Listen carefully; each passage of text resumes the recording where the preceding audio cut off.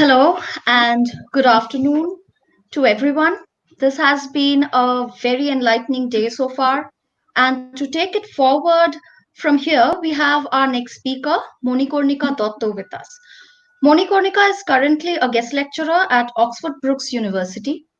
She has completed her doctoral studies from the Oxford Centre for the History of Science, Medicine and Technology, University of Oxford, where her research was funded by the Wellcome Trust project From Sail to Steam, Health, Medicine and the Victorian Navy. Her DPhil thesis examined the health and sanitary regulation of European seamen in colonial Indian ports. She was awarded the Taniguchi Medal in 2018 by the Asian Society for the History of Medicine for her essay, Drunkenness, Disease and Death Broods Over the Portals, Liquor and Regulation of the Health of European Sailors in the 19th Century of Calcutta. So today the title of her talk is Understanding Pandemics, a Historical Perspective. So over to you, Monikornika. Hi, thanks so much for having me in, and a special thanks to Shubham for contacting me. And it's really nice to join you guys. So today I'll be kind of just speaking roughly, giving an overview of understanding epidemic diseases and more largely pandemic disease, as we have kind of we're experiencing COVID-19 at this point. So.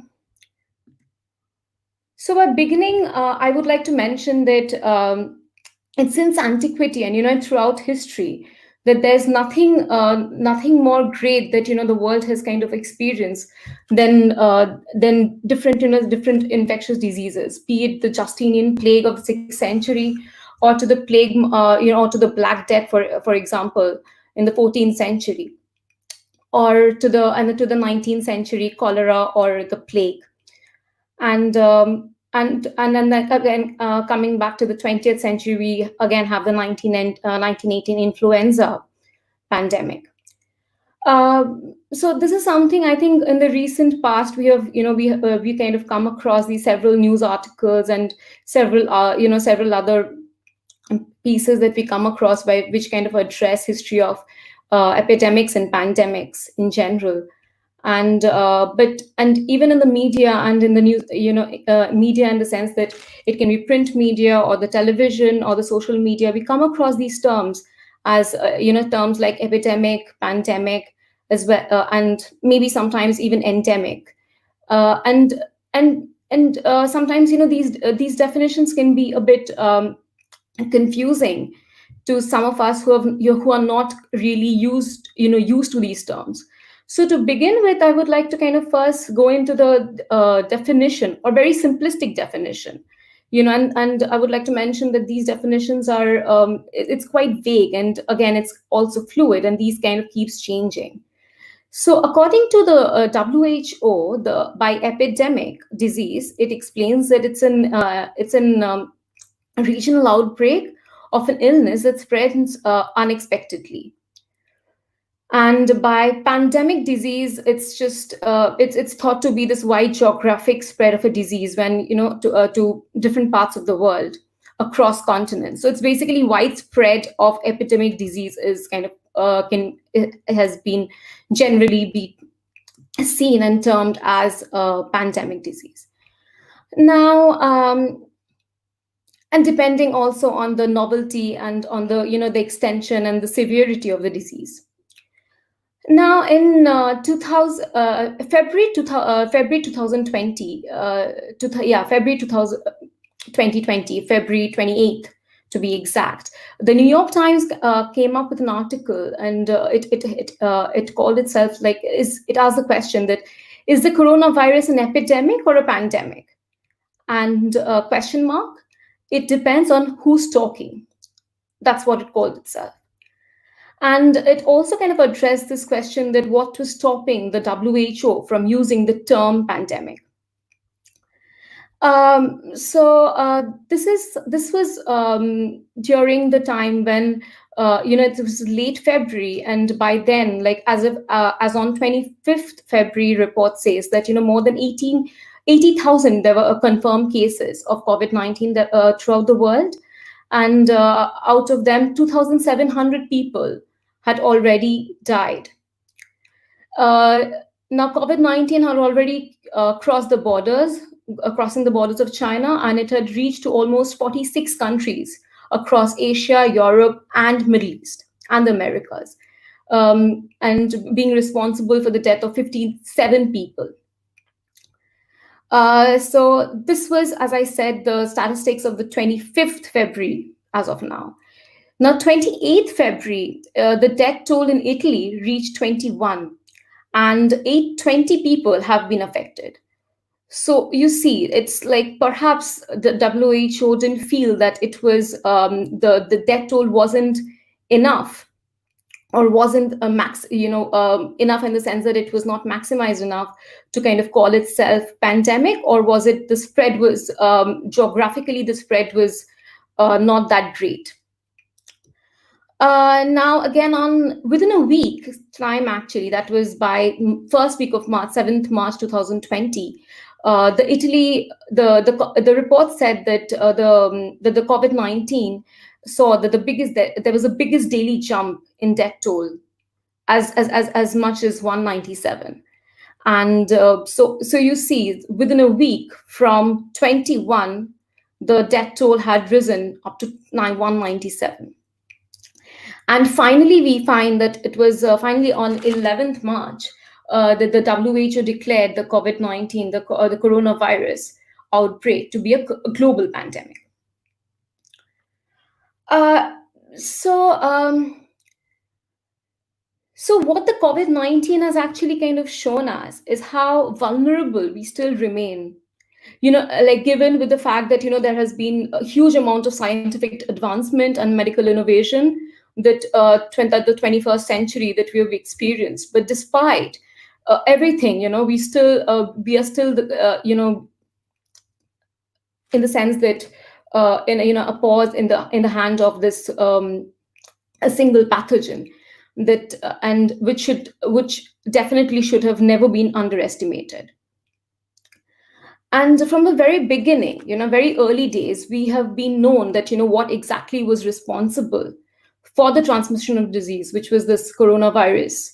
And despite knowing that, despite having the full knowledge of the virus, we haven't been able to exactly tame it, or in the sense, come up with a vaccine yet. There have been a lot of a lot of these media reports and stories going around that, there has been a vaccine, some amount of success has been achieved, but in different laboratories. There was a report a month back, I think, in the Bengali newspaper saying that Oxford University have been successful in coming up with such a vaccine, but we very well know that that was not the case, and they're still struggling, and it's just the study is still limited only on animals yet. Now, again, so as we know, as I say, that that we are vulnerable at this point, and on 30th May, the Chief Minister of West Bengal, passed the statement saying that one should kind of learn to live with this pandemic. And not just she, all political leaders all over the world have been saying that. And she in fact went on to say that you need to sleep with COVID-19 as your bedfellow, or your Pash Balish in Bengali, which she called it. Now, this kind of really shows this kind of press conference, and how the chief minister responded to the question asked, and not just she, as I mentioned, all over the world, how political leaders, be it the prime minister of UK, or that of the president of the United States, and how they have kind of reacted and responded to the media. It's as if that we need to finally start living with the pandemic. And in this case, we definitely need to mention the case of Sweden, where they kind of where the government definitely went for something like the herd immunity, Now, that was again also kind of spoken of by UK for quite some time, at least in the early, for the early weeks of the pandemic. Now, and Now, speaking of pandemics, it was in 2017 that the Times Magazine published a cover story titled that the world is not ready for the next pandemic.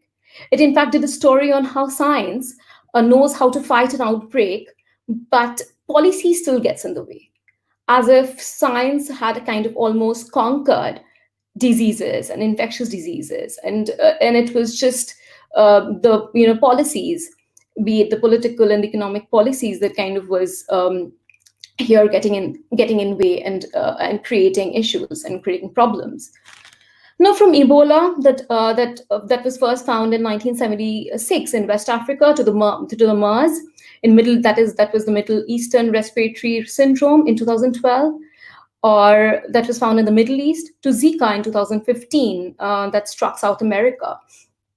Um, and other, these dangerous outbreaks have always, we find that they have been on the rise around the world. In fact, the number of diseases per decade has been increasing almost fourfold over the last 60 years. And since 1980, in fact, the number of outbreaks per year has been tripled.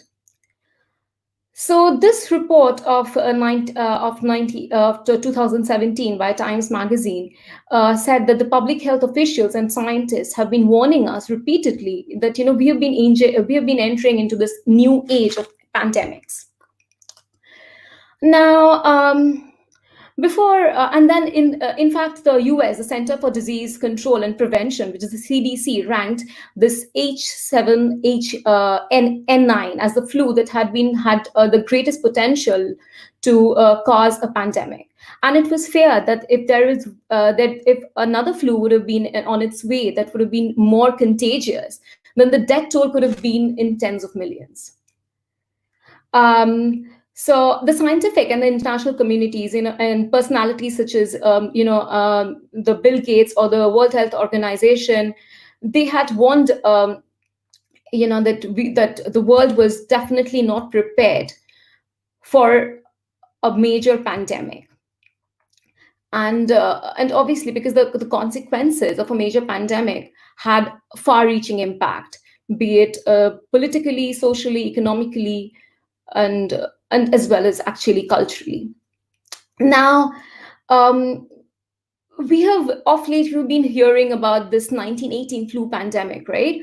That was responsible for killing as many as 50 million to 100 million people in the world. Now, obviously, we don't have the exact stats, because that time we didn't really have this, this method of counting every number of death. So it's a very rough estimate. In fact, it's noted that around 20 million people died in India alone. Now, this in fact, the number of deaths in fact kind of exceeded the combined casualties that were found in World War I as well as World War II.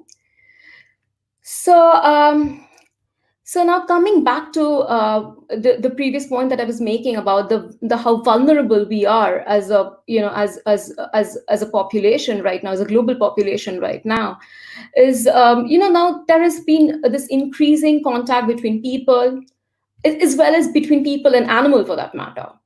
And in this era of rapid global change and this increased mobility of people and greater interconnectivity. It may be between not just, I'm not just referring to international travel here, but also between mega cities.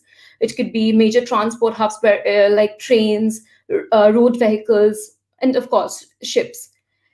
But if we just talk about international travel via air, nearly 4.4 billion flights were taken in 2018. Now, the 2012 stats say that it was 2.63 billion. So you can see this rise, that from just within how many years, 6 years, that we see it's almost doubled. in number.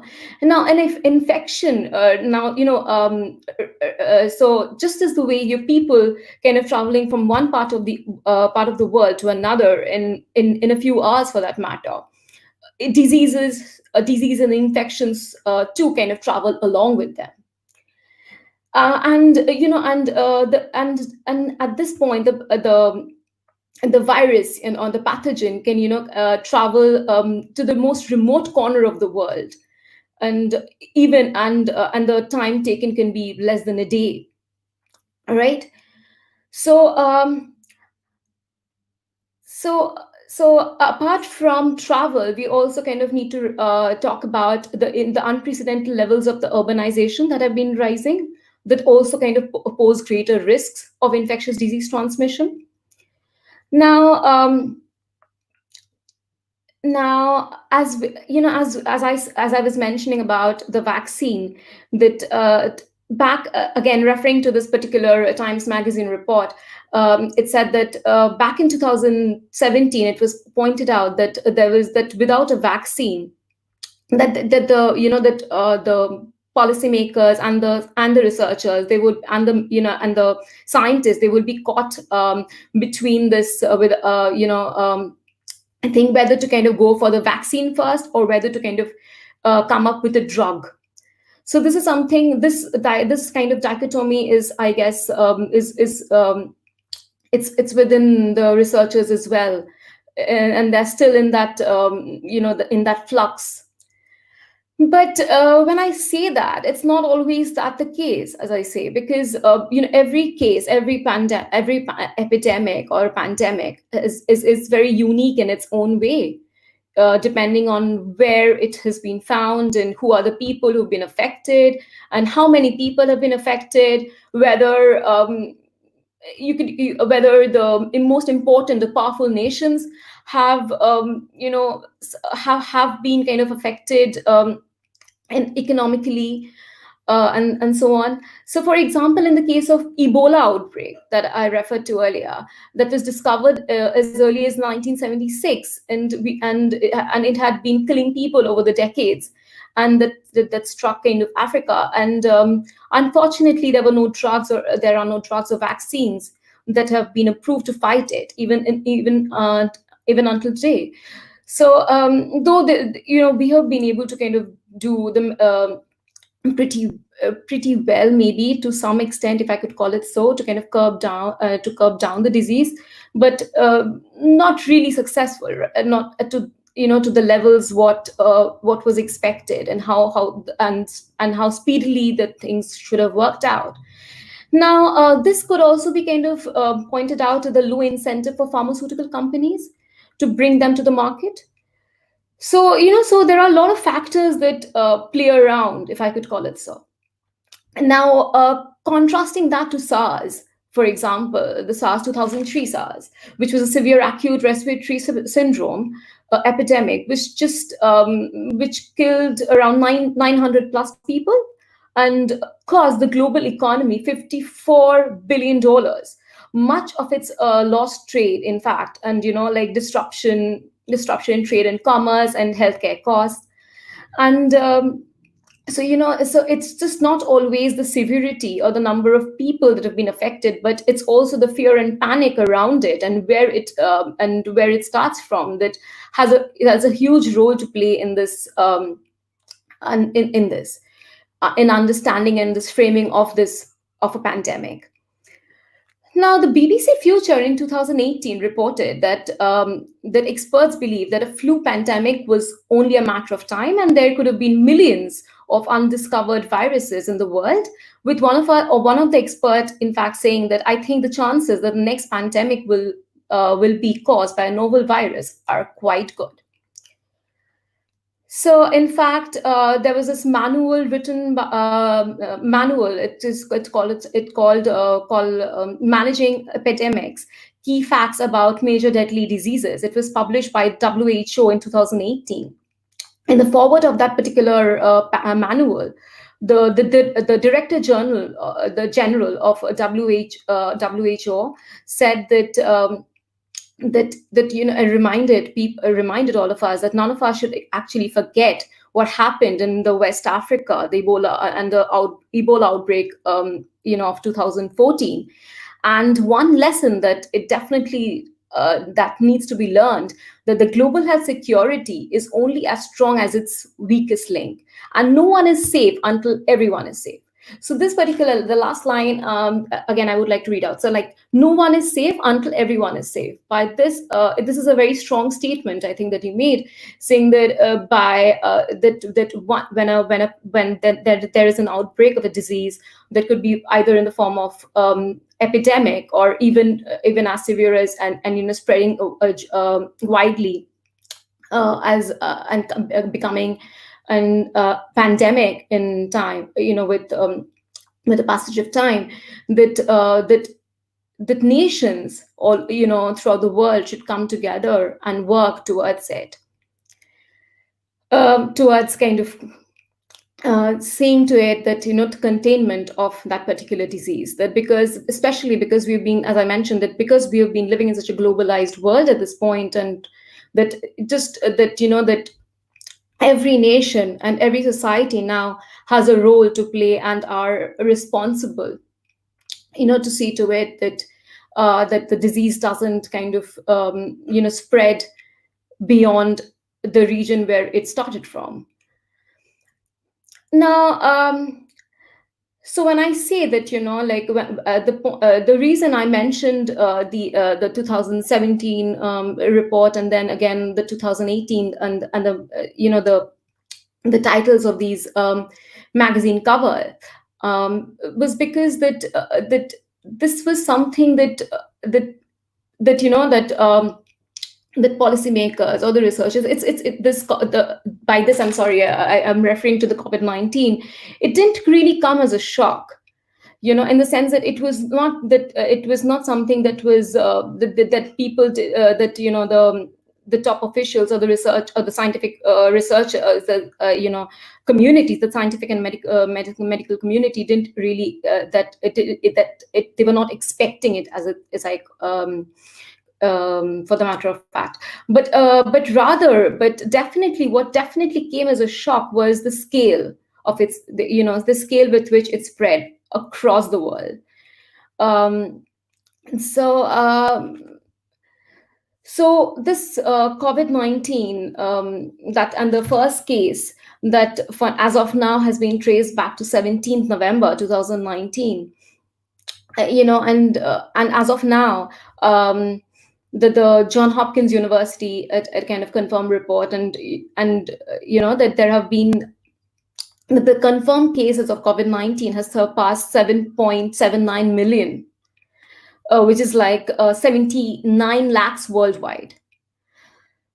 And more than um, 4.3 million people have actually,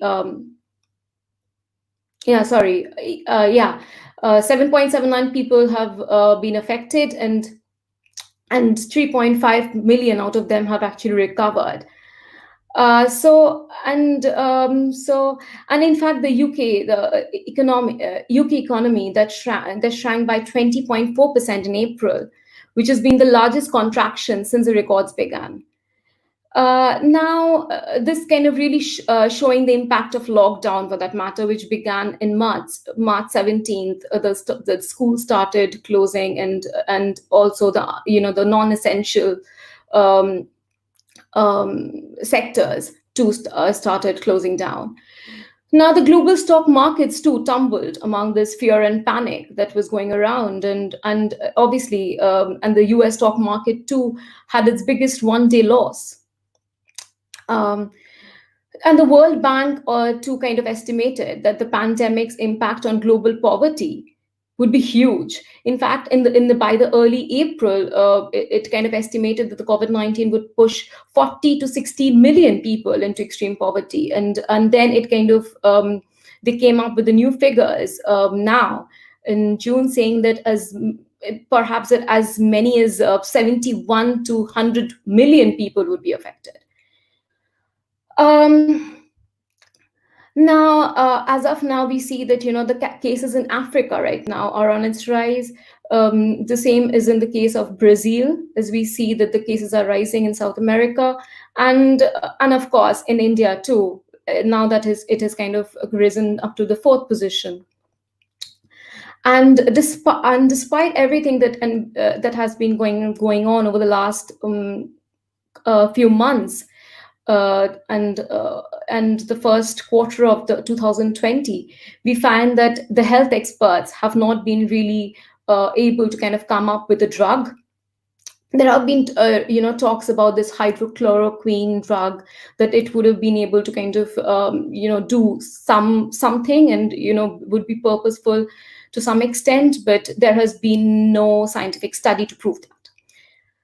um, so um, After mentioning this, the state of COVID-19 in the present circumstances, there is this so big there is so there has been this tendency, in recent times, that and there is this growing interest in the history of pandemics or epidemic diseases. Um, and because uh, and because and especially because of the global scale of this particular COVID-19, that there has been this constant comparison with the 1918 influenza pandemic, for example. And there have been several articles and essays, and that have been going around in the social media, and several articles being published in journals addressing COVID-19 and kind of comparing that with what happened previously, and back and tracing it back even to the times of antiquity, for that matter. Now, there have been questions that, what history actually teaches us. Is there any lessons that we can learn from that? Or even for the matter that, how history informs us. Can it at all predict the course of the current pandemic? Can the policymakers have anything to learn from that, from the past? And but what, and as it, how historians for kind of contribute to solving, not solving, or and providing useful insights, um, and to this. And I personally feel that as historians, we definitely cannot predict what's going to happen in future, but definitely what we can do is that we can give, we can definitely provide this, this knowledge, and as in how societies have reacted in the past to such crisis situations. And by saying societies, I would definitely kind of cover the government and the higher authorities, of that kind of acquire power, as well as the people, the general people, how they react to it, the public response, for that matter. Now, this the current COVID-19 outbreak definitely presents us with a compelling and a very convincing argument for why history matters at all. Because there have been, I personally have been questioned several times that, what's the point in studying the history of diseases, and why history of medicine? Because in fact, I've been questioned that, are you a doctor, or what exactly do you do? And when I say that, no, I just write the history of diseases, then I've been kind of questioned back that, then how can this, and how useful this is for the present, for the present generation, for the present scenarios. So um, so this current COVID-19 has, as I said, has stirred this huge interest among people to kind of go back and draw these comparisons and connections to the previous pandemics. But one thing that even while we as historians, we tend to kind of draw comparisons and lateral, in our capacity to make these lateral connections. One thing that we really did we do need to keep in mind is that while looking at the similarities, we should definitely not overlook the important differences, because that kind of creates blind spots, right? And also in a way, kind of sometimes give very simple kind of, in a simplistic kind of parallels. But at the same time, we cannot really deny that there are strong linkages to the past, and and especially and how epidemics, as I said, and how government policies have been framed, and how the people have responded as society, collectively, individually, as as groups, as and so on and so forth. Now, for example, call it the self isolation or the lockdown, or the economic chaos, and also coming to the closed borders, closing of the borders situation right now.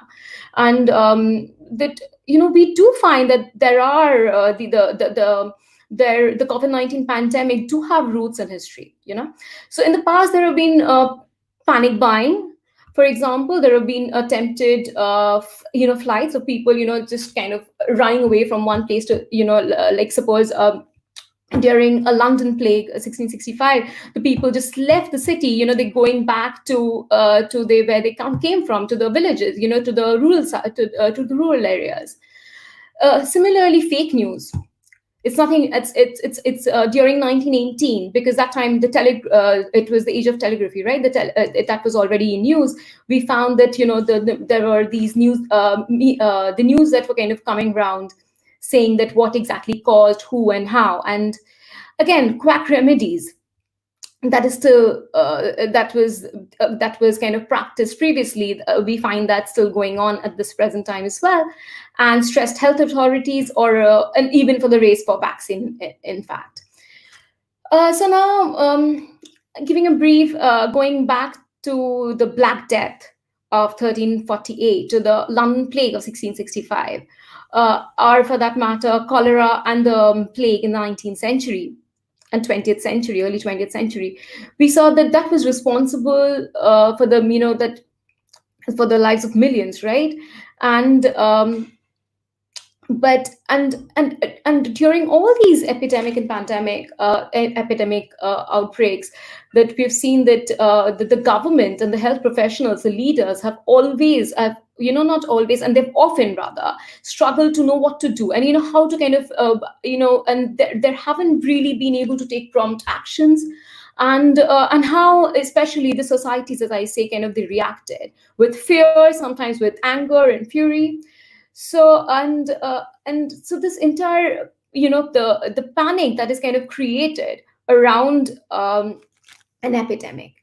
um, so um,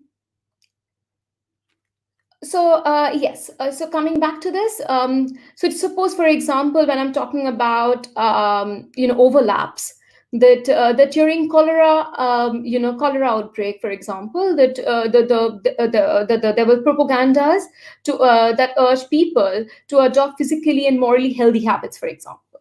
And there was a lot of stress on health and sanitation and sanitary, and as in sanitary reform should be adopted. And during 1918 epidemic, for example, the initiatives were kind of taken, then how to kind of stop the spread of this influenza. um, it kind of ranged from closing down schools, to to kind of closing down public places of public amusements, that is like the theaters. And in fact, they kind of also enforce this no spitting ordinances, so encouraging people to use handkerchiefs or disposable tissues. This is something that we still find, right, that we are being kind of asked by the government that to kind of wear mask. That was definitely, again, something that kind of did round. Was very, very common, especially during the 1918 flu epidemic pandemic. Now, and this is also something that we have seen over the years, that how epidemic diseases has always, to a certain extent, kind of given way to social control as far as the government responses are concerned. So, for example, there were common punishments that were given during 1918 flu epidemic, that range from, it could be in the form of fines that the one had to pay, or prison sentences, or in fact your name could also be printed on the paper. So basically, it kind of said this name and shame thing that was kind of going on.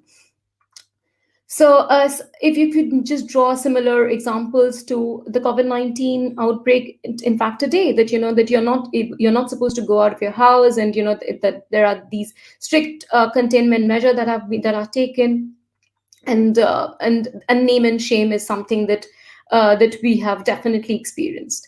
That if that that people coming from foreign countries were kind of called out, and they were kind of and said that that they were kind of made responsible for the spread of the disease. And very of late, and the migrant workers, for example, in India, we are seeing that they are kind of seen as these disease carriers. Now, widespread rumors, for example, too, was something that is happening now, was also something that took place even 200 years back. In fact, during the cholera epidemic, for example, in 1832, riots broke out in Liverpool because because there was this fear among the general public that that the doctors were kind of playing foul, and there were these rumors going around that the patients were being killed in order to kind of so that to serve the doctors who would now dissect these dead bodies and further their medical research. Apart from that, quarantine is something that this term has now we have, and this the term that was not really a very common few months back is something that we all are aware of now. And so now this quarantine was first, in fact, introduced, and we can go as far back as 1377. It was first done in Dubrovnik, which is on Croatia's Dalmatian coast.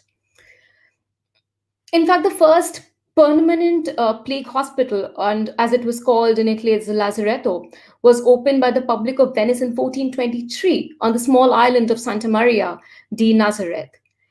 Now, it's interesting to see that where these lazarettos were actually located. So it was seen, and it was ensured that these were located far enough from the centers of habitation to restrict the spread of disease, but close enough to transport the sick. So it shouldn't be that far, and again, it should not be very close to the metropolitan areas or the urban areas. So in ports like lazarettos, they consist of buildings that were used to kind of isolate ship passengers during that time, and also the ship, and as well as the crews, for that matter, who were suspected of having flu, and something that kind of went on for 40 days. Now, the English quarantine regulations kind of can be seen during 1663, during the plague outbreak, that provided for the confinement. And so when I mention these examples, it's just to see that that the kind of measures that are being taken today, it's not really a very these are not like very novel ones. These are something that have been going on for centuries, for that matter. Now, but something very new has happened in the case of COVID-19, and that really sets it apart from the previous epidemics, apart from its global reach, because for the matter of cholera, that kind of that took place in 1817 in Bengal, and by 1832 it had reached Britain and United States, and so it took about 10 to 12 years for it to kind of reach different corners of the world, and it can be definitely be called the first so-called the first global pandemic, though this particular term pandemic was not used during the cholera epidemic. And similarly in the case of plague, that kind of struck during the last decade of the 20th century, 1894, that happened in Hong Kong, and then very quickly it's kind of spread in the couple of years to India in 1896, and by 2000, not 2004, by 1904, it kind of there was not any part of the world that the plague hadn't kind of set its foot on. But definitely, but in case of COVID-19, we can definitely say, sorry, that the spread of this COVID-19 has been absolutely remarkable, in the sense that in the sense that it's as far as global reach is concerned, because it's just within few months, as we saw, that the pathogen was able to kind of create this panic across the globe, right? So, but apart from that, the very positive side of it was the speed with which the scientists and the researchers have been able to kind of identify and sequence and share information about this novel pathogen. The pace at which the scientific research has been going on and has been undertaken locally, nationally, as well as internationally is absolutely unprecedented. And and it's been quite remarkable, with the fact that how that the different research bodies and and scientific and research bodies have actually taken onto themselves to to ensure that information reaches in the public domain, to ensure maximum benefit of this entire research of the entire research community. And university scientists receive free support to ensure the timely dissemination of the COVID-19 research findings. In fact, academic journals said that we will continue to quickly and transparently share data with the frontline health workers who need to know to know the epidemiological and clinical features of COVID-19. So until now, we have been kind of referring to this term, to this term, epidemic diseases. So now, what exactly is an epidemic disease, and how does it proceed, and historically or socially speaking, like how do we kind of understand epidemic diseases? So historians are very quick, to kind of assert the importance of the context. And there's this tendency among historians to identify, that to come to this universal truth and about how societies have been responding to contagious infectious diseases. Now, here I would like to mention Charles Rosenberg and his article, his absolutely fascinating article. It's called "What is an Epidemic? AIDS in Historical Perspective." So Charles E. Rosenberg, and this article was published in 1989. Here, Rosenberg kind of says that that epidemics cannot be simply understood as a biological phenomenon, and he kind of comes and he stresses on the fact that as much as as it is a biological fact, but rather it's and he kind of argues that it's more like it's a social phenomenon as well. And he also kind of talks about how how an epidemic has a dramaturgic form to it. So to quote him, epidemics start at a moment in time, proceed on a stage limited in space and duration, follow a plot line of increasing and revelatory tension, move to a crisis of individual and collective character, then drift towards closure. So so to put it in simply, it's just Rosenberg kind of talks about how epidemics unfold as social dramas in three act as in a three-act play, for that matter. So first, there's this tendency to ignore what's happening around, and the second stage is when you recognize that yes, there is a problem, and there is a public response that is generated, and finally how epidemics in the third stage, how it resolves. Now the act one, which he calls progressive revelation, this is the time when the communities are slow to accept that and acknowledge that there is a problem. So, as Rosenberg points out, that and that there is this failure of imagination on the part of the people and of people in general, um, and not just people in general, but also here of the different authorities of power, maybe for its economic and institutional interest, for that matter, and definitely there's a complacency of ordinary people. Now, only when the presence of the epidemic becomes unavoidable, according to him, and at a time, and especially when that bodies start accumulating, this is something that is and the government is definitely, it starts kind of recognizing, and it's only once there's a death toll that it's kind of taking place, that and at a point of, they realize that there's no point of, that it's a point of no return, and that they kind of they kind of start understanding that, they start recognizing that yes, there is a problem. But prior to coming to this stage of accumulation of dead bodies and so on and so forth, there comes a stage, when the physician or the doctors, they come up with these suspicious cases, and there is and we see that the governments or the political institutions, they don't really are enthusiastic about making this thing, this knowledge that the doctors come up with public, or publicly acknowledging the presence of this particular danger or a problem.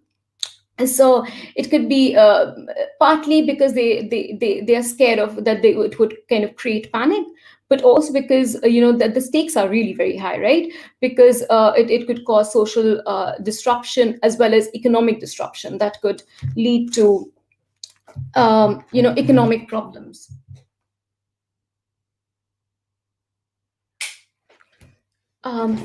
Yeah, sorry for that. And the second stage is managing randomness. So by that, he's talking about this collective agreement on the explanatory framework, may be seen, which is the inevitable second stage in any epidemic, for that matter, where the people actually, they seek rational understanding of the phenomenon, that why exactly this is happening and who is responsible for it. So, and why a particular group is more susceptible to the disease.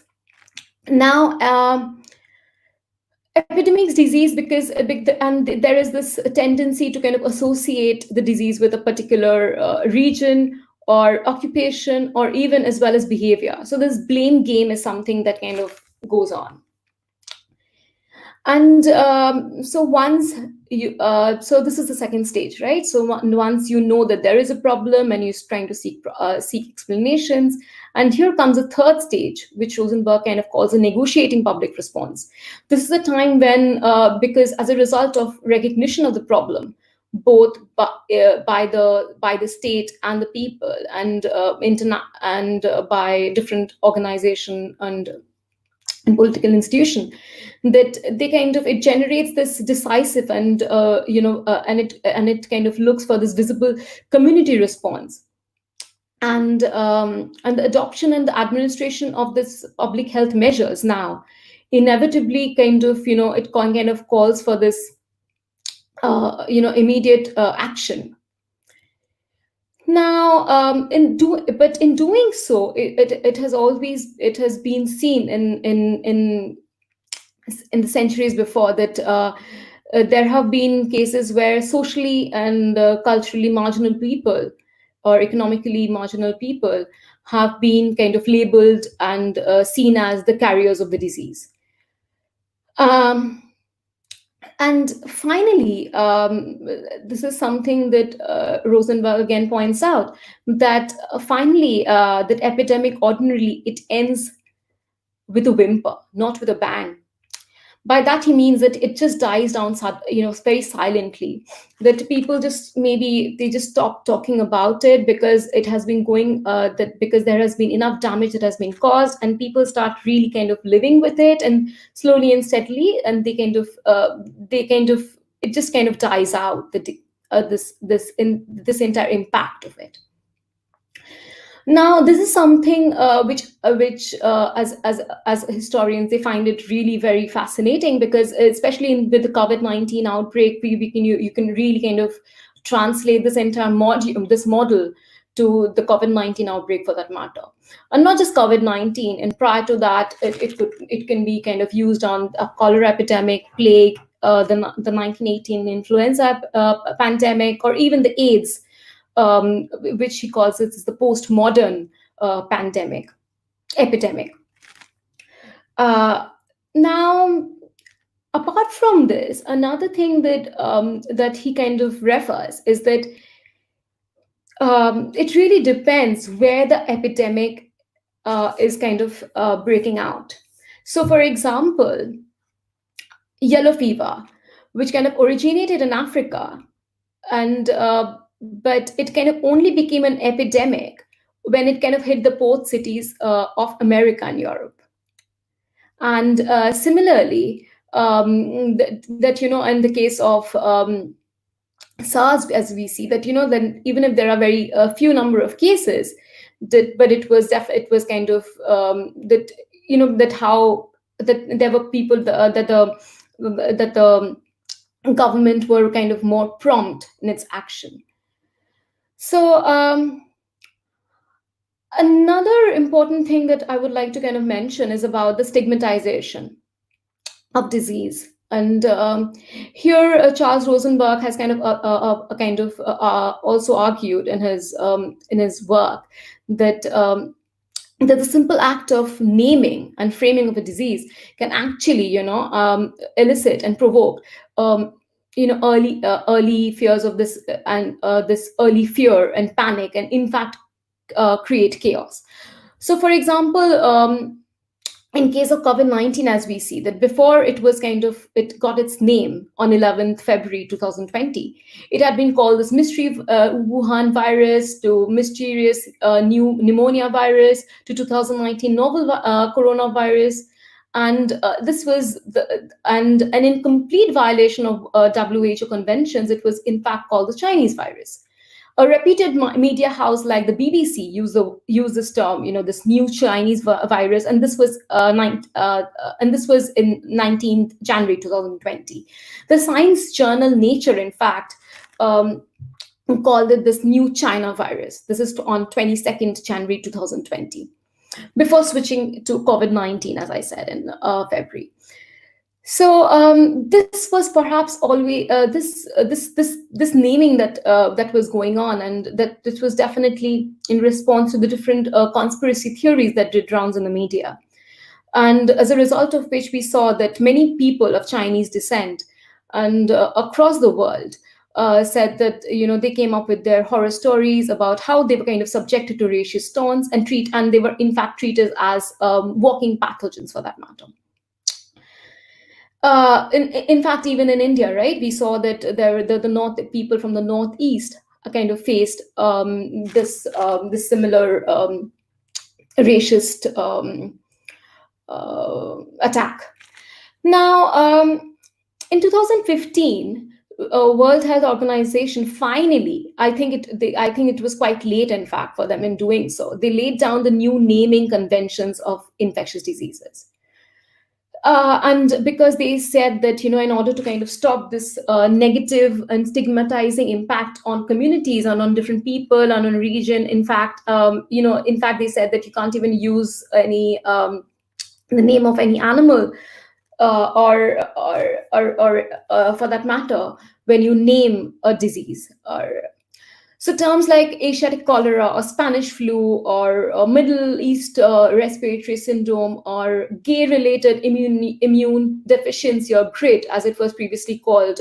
Later, they switched to AIDS, and more recently, Ebola virus disease, that was named after a river and near a village in Democratic Republic of Congo. Now, in fact, this particular term, Chinese virus, became so popular, unfortunately, and in fact, Donald Trump, the U.S. president, had a huge role to play in this, because he started using this term Chinese virus and to address his tweets. And when he was kind of questioned by the media that why was he doing so, he kind of got back saying that why not, because it comes from China, so why shouldn't we kind of call it the Chinese virus. And we saw that several other like people from the right wing, that they kind of started using this Chinese virus, and became really very popular. In fact, I think it's still going rounds. But what does this actually do? It really not only stigmatizes the country, and it just not targets the government. This is something that we need to realize, that when we're saying that why shouldn't we call it Chinese virus, we need to kind of come clear that it's not the government that you're just attacking, but the Chinese people. It's their food and their social habits that are kind of coming under severe criticism, be it their so you're calling out at their diseased and unhygienic manners. So this is something. So when you're attributing a disease to a group or a geographical space, it just kind of it becomes a tool for legitimizing racism and social inequity, and definitely there's a cultural bias. For example, this is something that I would like to mention, that in fact in we found that it's a similar instances during the 19th century, when cholera epidemic, because it was kind of found it was found to be originating, or have to have originated in Joshore in Bengal in 1817, as I said before. It was termed as Asiatic cholera, right? And there was this much fear about this hot and humid climate, and this entire thing of this tropic the tropics, that kind of generated this instrument, and it was quite instrumental in exotizing and definitely pathologizing India. So and this is how you've kind of new biases are formed when you kind of stigmatize an entire population, and it kind of leads to divide communities. um, Now, after so now I come to the final section of my talk, which when I talk about the understanding pandemic, that what what exactly, like, because previously I've discussed epidemic diseases, right? And what exactly do we understand by pandemic? Just not by the term, but how do we understand it now, as a society, and definitely how the how internationally, how is it understood, and how is it kind of responded to as a result of the new meanings that are now attached with this term. Now, on 2nd May 2009, the Wall Street Journal came up with this article called "The Age of Pandemics," where it was written by by an epidemiologist called Dr. Larry Brilliant. And he kind of warned that the threat of deadly new diseases on the rise due to population growth, climatic change, and increased contact between humans and animals. What the world needs to do is to prepare. And he also kind of said that that there is this bad news today, that we remain unprepared for any pandemic or major outbreak, whether it comes from newly emerging infectious diseases, bioterror attack, or laboratory accident. We do not have the best general disease surveillance system or the surge capacity in our hospitals and healthcare facilities. We do not have enough beds, respirators, or seasoned public health staff. So this was back in 2009 that he kind of warned. And if you can just closely draw parallels with COVID-19 today, that in 2020 we find something very similar to that. So it's still that and we are running out of ventilators, and definitely not just ventilators, hospital beds. The situation is really bad. Like, we are not able to we haven't been able to do what was expected, and what we expected, we should that we would have been able to achieve. um so because there was this we did have this early anticipation that there might be the outbreak of pandemic. And we were quite, in fact, we were good in detection. The early detection had been good, identifying the coronavirus, being responsible for this outbreak. And then we were, more or less, we have been, it kind of, it differed, like, obviously, every when every like but how every country kind of, how nations kind of responded to this in the form of lockdown. But but more or less, most of the countries, as we see, that they did take steps for lockdown measures, or for containment measures, for that example, for that matter. But we are nowhere close to the and turning flattening the curve, as they say now. Because in fact, today I was saying that there was this headline. It was, the headlines have been made that in China there is a second wave that have come back. Previously, South Korea too have been seeing the waves of second have been experiencing the second wave of COVID-19. So so so now, until the last century, as we say, that pandemic, this term was quite rare. It was not used. It was more popularly used during the 1918 flu pandemic. But now, how we understand pandemic is very different. So as a beginning of this talk, as I was saying, it's not about how the disease can be eradicated or conquered, but rather how are we managing the disease. And by managing, talking about surveillance. How people are put under surveillance, or like, for that matter, lockdown. And um, and again, and definitely the scale of pandemic, that how, in terms of risk, and identifying the risk groups, that who are exactly being responsible for this. And it's more or less, it's being seen in terms of securitization, which is, again, this term. It's more of, it's used by people who've been studying international affairs more. Now, as a result of it, we've seen that,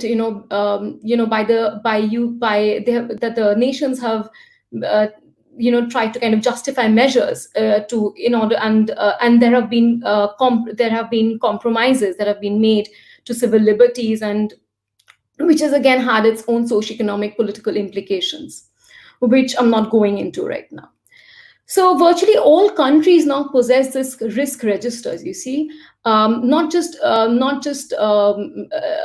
the government level, but even at the private level, and private sectors, and now even universities. They make these risk index, and which kind of helps the government to kind of identify the government, and the non-governmental organizations as well, to kind of identify the potential risk groups, and risk to the population, and how, um, and how about what to do, and what exactly to avoid.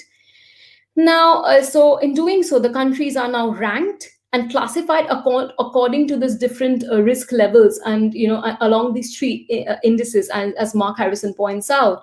Um, but that is, the firstly, the risk of emergence of new strains. Secondly, the risk of their spread, and thirdly, the capacity of states to contain an epidemic. So you see these graphs and these dashboards by the that the continuously that are used by the television media, that they kind of always, they are showing you always, that which country is doing well compared to the other. There is this tendency, that to kind of point out to the fact that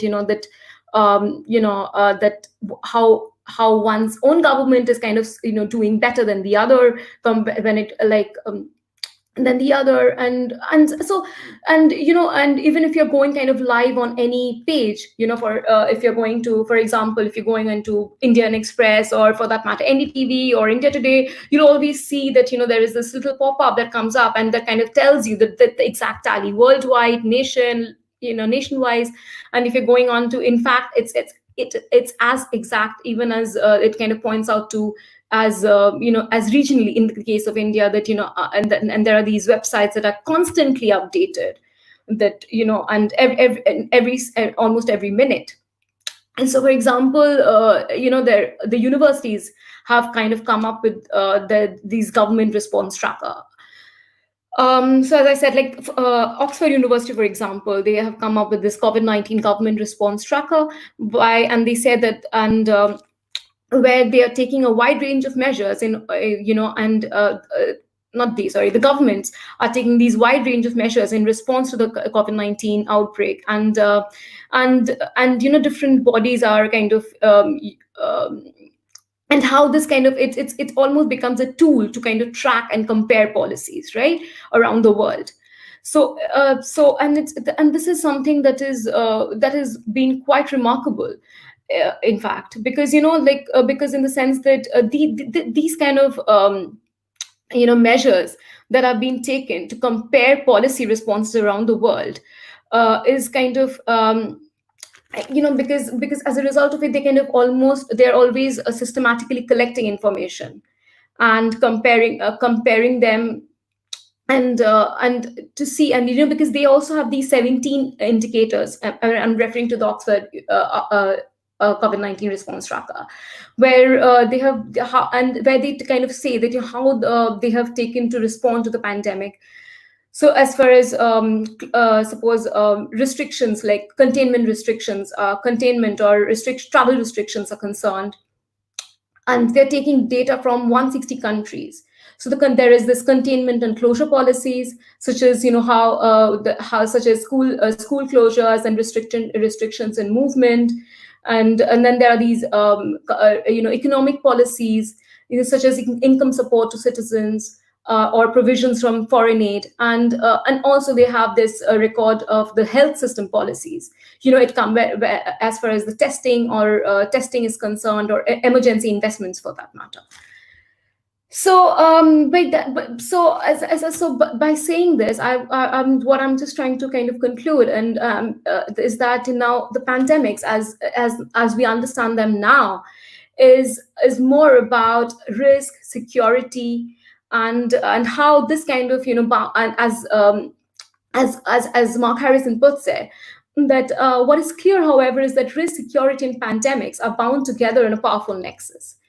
So now it's more about risk assessment and how different nations are kind of responding to that. And there has been this increasingly people have been selective about not people, and definitely the government have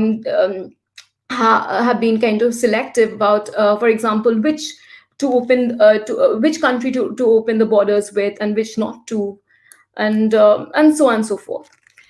Now, coming to the last section is what is the lessons to be learned. Because there is this thing that whatever has been going on over the last few months, how not just lessons to be learned, but what exactly can we do in what as a because now living in a globalized world, and we are kind of almost global citizens, as we call ourselves. So how should we kind of respond, and what is our responsible as global citizens to kind of to and how should we kind of respond to this pandemic. So apart from, there has been great awareness that has been created in almost all countries across the globe, but it also kind of calls for cooperation and collaboration between individual countries, agencies, organizations, and as well as communities. Now, the current global strategy, it should be like, because it's not like they're not really going for elimination, or they're really not thinking about how to kind of eradicate this particular disease. They're not because we still, as I say, that the leaders have kind of really come out and said that we should not now wait for a vaccine to come. As and when it will happen, it will happen, but we need to kind of we need to be aware ourselves, and we need to take on to ourselves and how to kind of and develop a coping mechanism to kind of in order to counter and adopt these countermeasures in order to restrain and contain the spread of the disease.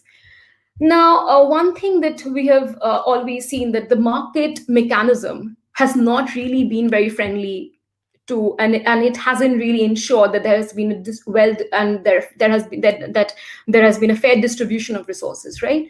So we should also try and come up with then what if in this kind of situation, then how do we kind of respond?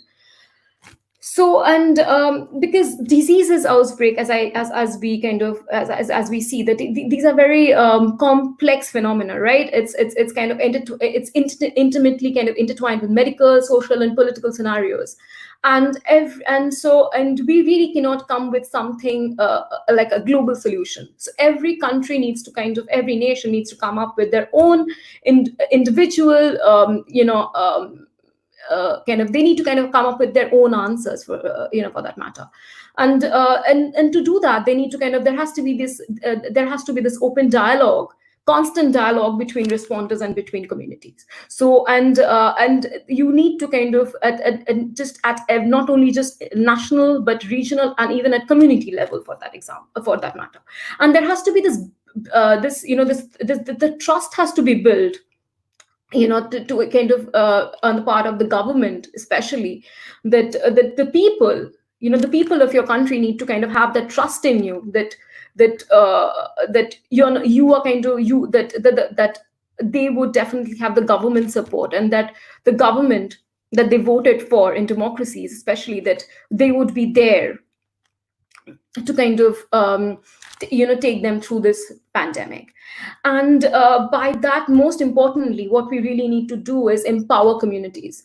By that, what I mean to say is that we need to kind of like really ensure that the medical workers, the health workers, the sanitation workers, all those who are kind of involved here, not just doctors or the nurses, but even the person who was kind of even at the very ground level workers who are even they should be kind of provided with supplies and to implement measures. So this is something, and there has to be this transfer of knowledge that has to be kind of constantly kind of needs to take place, so that that everyone is kind of aware of what's happening and where and how, and so, because this is something that is very important. I think this way we have been quite successful in the sense that we have been that there is this huge body of knowledge. Yes, fake news are there, but definitely if you know where to get your information from, then you do have access to that. So yes, I really hope that we move to a better future, and ahead. And despite I know things have been really depressing all around with the increasing death tolls, but hopefully that we should be able to kind of come out of it soon. And the second wave, I understand it's like really scary, but that but one thing that we really need to kind of see with like the in that there is a light at the end of every tunnel, and as societies, we have always been able to kind of defeat or diseases to some extent, not always, but we have been able to kind of come out of it. So hopefully um, hopefully we should be able to kind of cope up and come up with better solutions to the COVID-19 outbreak. So thanks so much for listening to this talk, and looking forward to in having a very again a very exciting conversations with students I'm supposed to be joined with from Gokhale Memorial College. So really looking forward to that. Thank you. Thank you, Monipornika, for your very informative and illuminating talk. Am I audible? Yes, absolutely. I can hear you. Thank you. Yeah. Yes. Okay, there are some questions from the audience. Let's take the questions first, then we will move on to the interactive session. Okay. Yeah. Is it okay? Yeah, absolutely. Yeah. There is a question from Rijwan Ahmed, PhD research scholar, Raiganj University. Yeah. And his question is, living in our scientifically advanced age, where we believe that we are living in a global village, do you think that the experiences, suffering, knowledge which we have gathered from epidemic situations from history will be really helpful to overcome our present situation. Yeah, this is something I guess I addressed at the very beginning of this talk, that like not like, and especially the middle of the talk, sorry, not the beginning, where I was saying that there is this expectations, like that I don't know how much from historians, in the sense that whether we will be able to have the answers. Unfortunately not, as I said, that we can't predict what's going to happen and how things will unfold in the future. But definitely, as I say, we can definitely learn, and we can have our own, and have these useful insights to that the history can definitely offer us. For example, this like as you mentioned, just taking the situation of the migrant workers. I mean, you're the prime minister of our country. He just announced that we'll be going under lockdown. And I understand that the first lockdown was supposed to be taking place for 21 days, but it was just he just didn't absolutely did not give time to for people to act upon.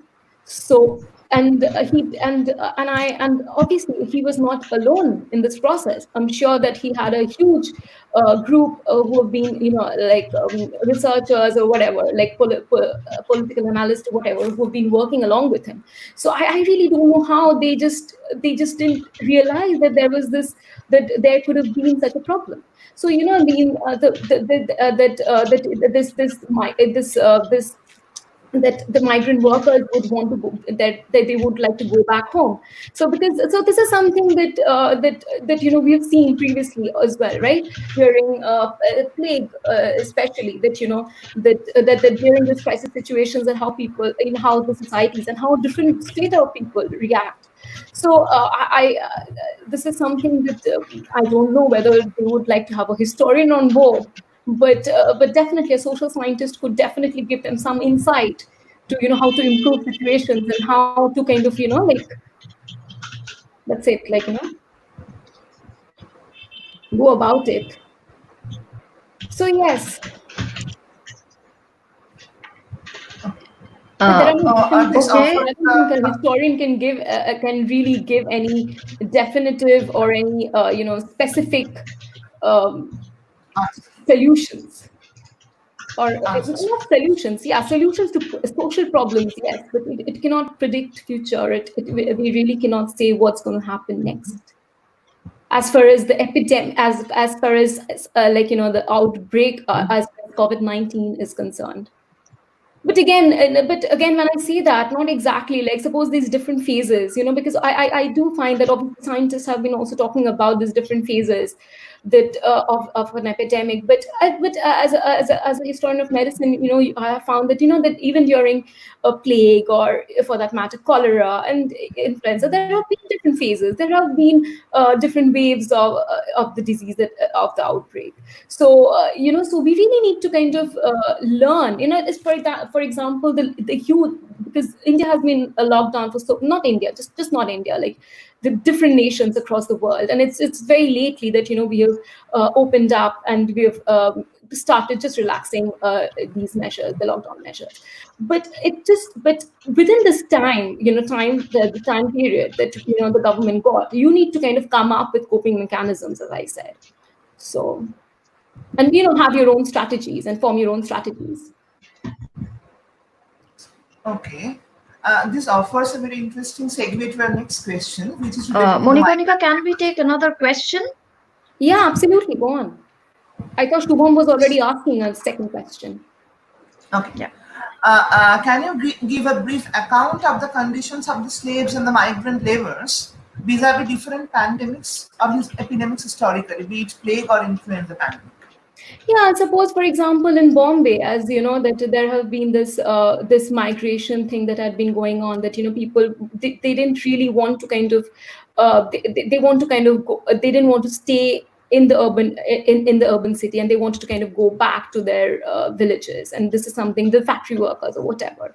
And this is something that right now, as I was referring to different social groups that are kind of being seen as risk groups, very risk, this particular term, as I said, is a very, very new term.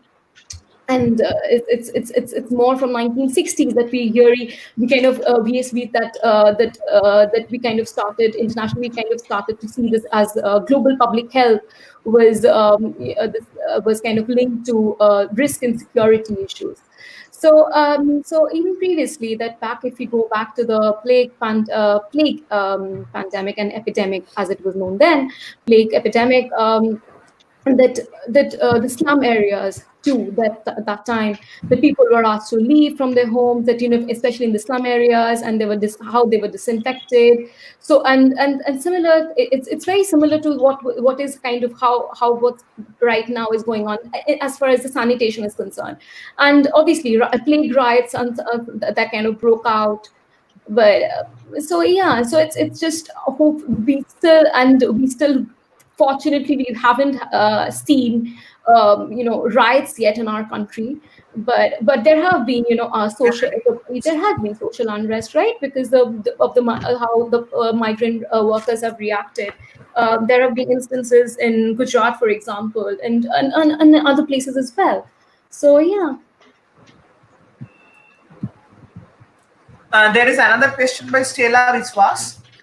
The Okay, question is, Monikonika, there is another question in the. Okay, I'm coach. Okay. By Stella Vishwas. ठीक है जी. Given the miserable failure of our country in dealing with the pandemic situation, what light does it throw upon the failure of collective consciousness to act upon crucial historical knowledge? This Could is you just by repeat that Stella. question? Sorry, could you just repeat that Okay. once more? Okay, Stella Viswas, given the miserable failure of a country in dealing with the pandemic situation, what light does it throw upon the failure of collective consciousness to act upon crucial historical knowledge? Collective Yeah, consciousness, absolutely. I historical mean, knowledge. yes. I think this is something that I definitely feel thanks for this question, because as I said that people really don't give much heed to what historians have to say. They don't really kind of take us into consideration, or they don't take like history students, the students of history, that we have also something to offer.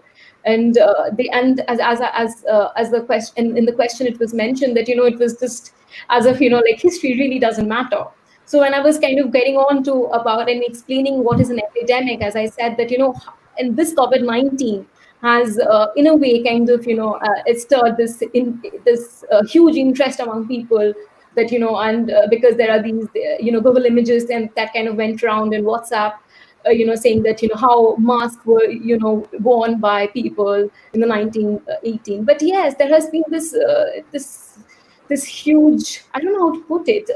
They don't really think that that history has something to offer, and and that the history, like any knowledge production that kind of dates back to centuries, is can be put under any use. And I don't know how to kind of maybe it's also a failure on our part as researchers, that we have not been able to kind of go come up like really reach the public for that matter. Maybe it can be in the form of maybe not right now, but this is something that we can really think of, that it can be in the form of exhibitions, because no one really likes to go to the museums, you see. It's something to be kept, it's something that only old people, and maybe when you're a child you're supposed to go to the museum, that's it. So maybe like just historical consciousness is a very very difficult term, and it's a very important, but it's a very complex term to like leave apart of that. But just knowing your history of the past, like for example, I have seen in Facebook group, Facebook, then you're calling this thing a Chinese virus. Like it's really funny, right? When a Bengali kind of this cholera, as I mentioned, it seemed to be as a Bengali disease, and how the Bengalis were absolutely shamed, that it was them who kind of, they didn't have they lived under, they didn't have proper food habits, social habits, and everything kind of came under scrutiny. So and so we really need to understand that that as I was saying, that government, when if I understand that you have certain problems and grievances against the Chinese government for not, maybe they're not doing enough or whatever, of suppressing information or whatever, however you want to see it. But you need to understand that you can't translate that to the whole population, to the society at large, to the people. So yeah, so this kind of stuff, like Okay. And there is another question, and this is the last question we are taking by Partho Devnath. yeah. Do you think the I see that hegemonic question actually. Do you arrogance think on the the part, hegemonic arrogance on the part of the government across the globe plays on the an part of the adverse government, role in finding a better outcome adverse to role this finding pandemic situation, outcome? or even a better future? Do you think the hegemonic arrogance on the part of the government across the globe? Um, yes, I mean, yes and no, and as a pessimist, which unfortunately I am. I mean, I do see that this this entire things of borders of these if I can call it so, like these social discrimination, and the fact that when we're talking about, when I was referring to these marginal social economic groups, that they are the ones who are kind of under under under grave situation right now. So, and the government has not really done enough. And this is just not, as I said, this is just not just in the case of India. This is just absolutely, as he points out, it's a very global, it's a very global problem, right? In the United States, there are like these I mean lakhs of, not just thousands, but right now lakhs of jobs that are being lost. And for that, and the United States is supposed to be the economically the most superpower, and so on and so forth. And even in other Western European nations, so-called the advanced and so-called the developed nations, are also facing real issues, economic issues. And once the problems, such a kind of economic problems will start rising, there is bound to there is bound to, there's some kind of social unrest will definitely be taking place. And so yeah. So so as an adverse role in a better outcome, I don't. And as it definitely, I don't see a better outcome, as you say, as you rightly point out. It definitely, it's an adverse impact.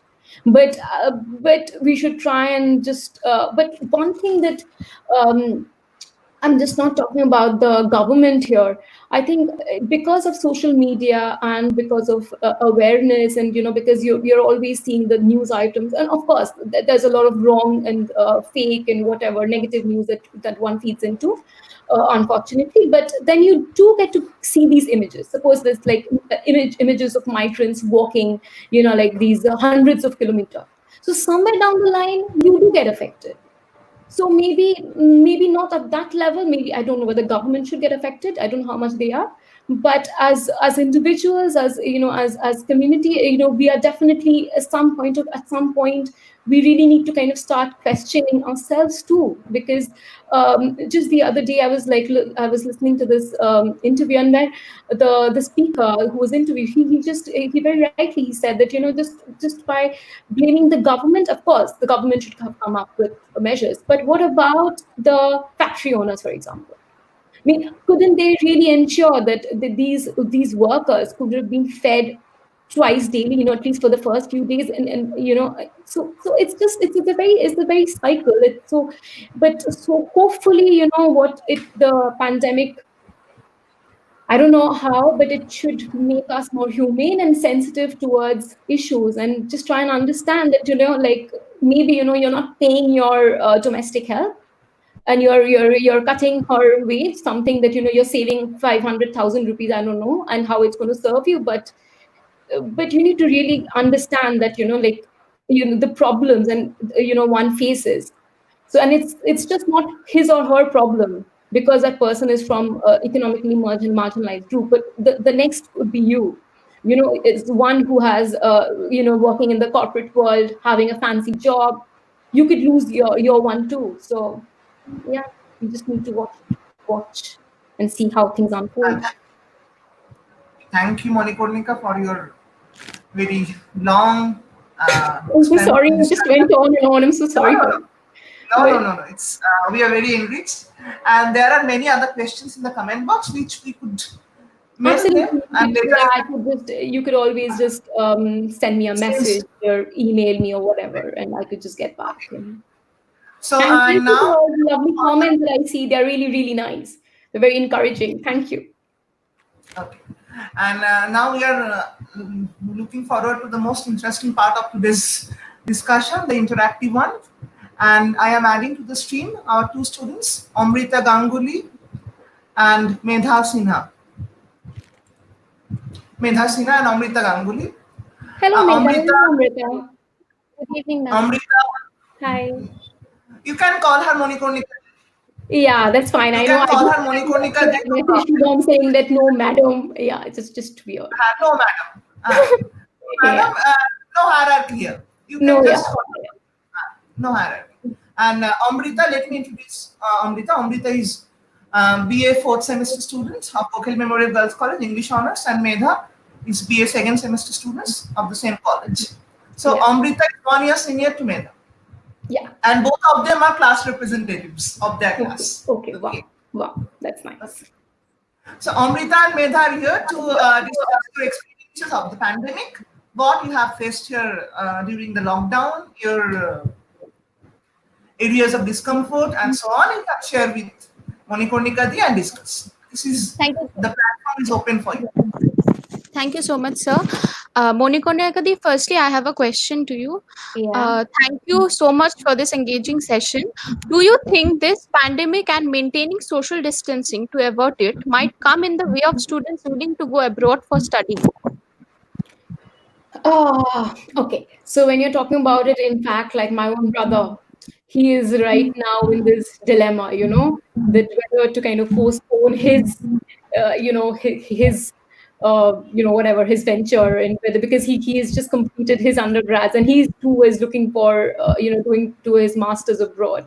So yes, I mean, I completely understand, and I've been I've been seeing this problem among like other students who are seeing. But I don't think at this point, like, because maybe the October session was be tough. It might things might just go online, but hopefully from January things might just open up, and it shouldn't be like a problem as such. Maybe for a few years, for a few months, like things might be online, but hopefully things should be better with time. And I don't think it should be really a hindrance as such. Thank you Because so much, anyway, ma'am. if you plan to apply this year, for example, if you have applied last year, it's another whole issue. But if you apply for this year, it's only not until 2021, right? That you'll be Yes, getting ma'am. into. Hopefully by then we will be in a better place. Okay, ma'am. Thank you. Yeah.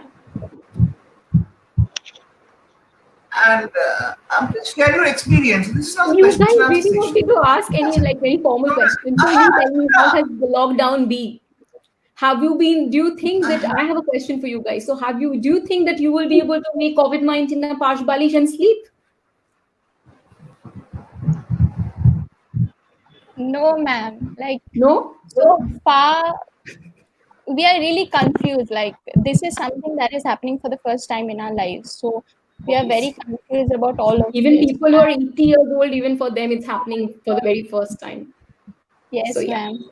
we're all here together in a very it's a very tricky situation, as I say.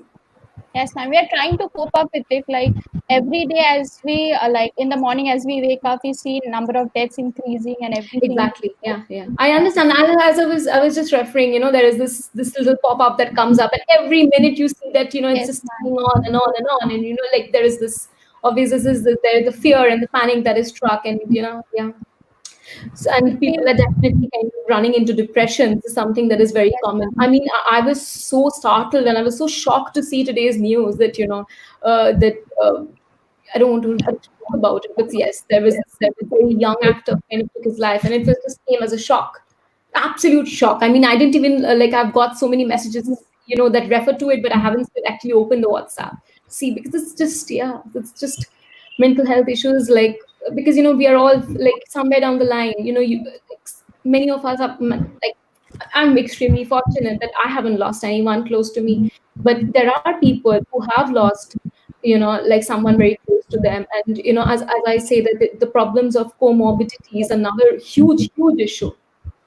as a result. And as far as the social distancing is concerned, I don't know if you were asking something that can it be used.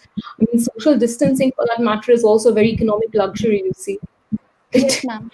Yeah, everyone really. I mean, people have been even in not even people in the urban areas for that matter. People have been forget about slum areas. People just live in apartments. They suppose they're living in one bedroom, for example, and if there are families of five, because we just don't try and understand how bad the situation might get back in the slums, in the Yes. bastis, but just because we can't relate ourselves to that.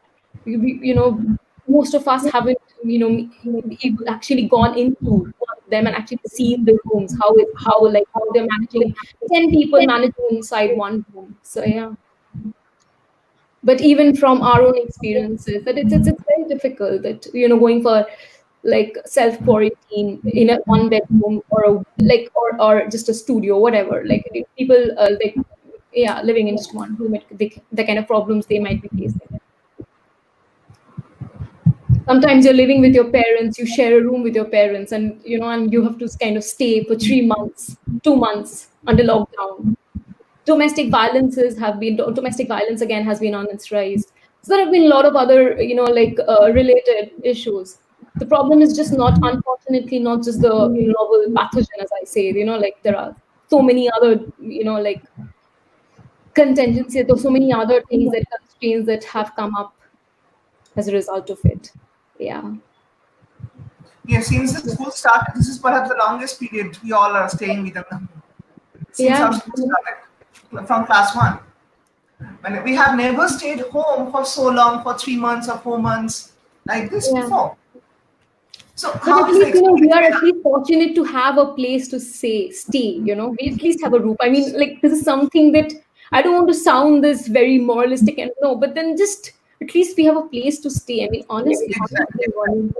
I mean, especially as I see those images and those videos when I saw, these people, they don't even having like most they're walking and they don't even have slippers to wear. Like, they don't even have proper shoes to wear. Just imagine, like, and but you know what? One thing again, I would like to point that there is this tendency that even my when I'm kind of trying to talk to you guys, there is this tendency that, oh, your problem is not as grave as the others. So this is Exactly. something that we Bigotry continue to do. problem. But again, this is a very problematic thing. This is something that we should again, we should not indulge in it. And even myself, because sometimes this is something that I fall prey to it as well, because everyone has their own problem. So so we need to kind of take heed to that all of us have our own issues. Yeah.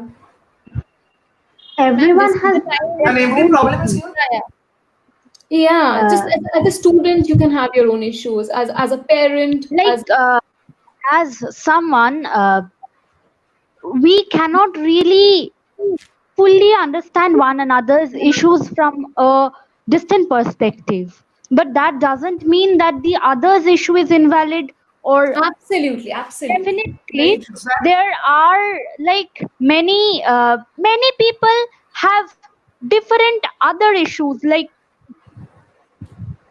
not everyone deals with the same problem, not everyone has the same problem, and it's Yeah, not even expected that everyone should be having the same problem.